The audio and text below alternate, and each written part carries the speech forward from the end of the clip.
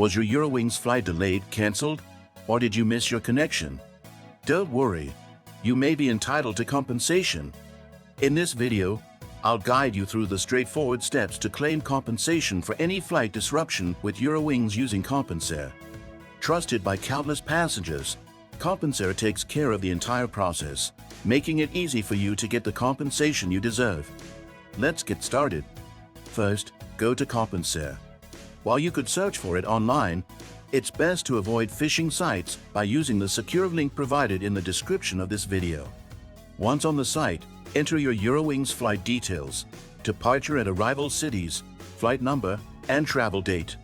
These details can be found on your ticket or in your booking confirmation. Afterward, you'll need to provide your personal information, such as your full name and email address. Rest assured, Compensaire ensures that your data is handled securely throughout the process. Review your information to ensure it's correct, then click Submit to send your claim.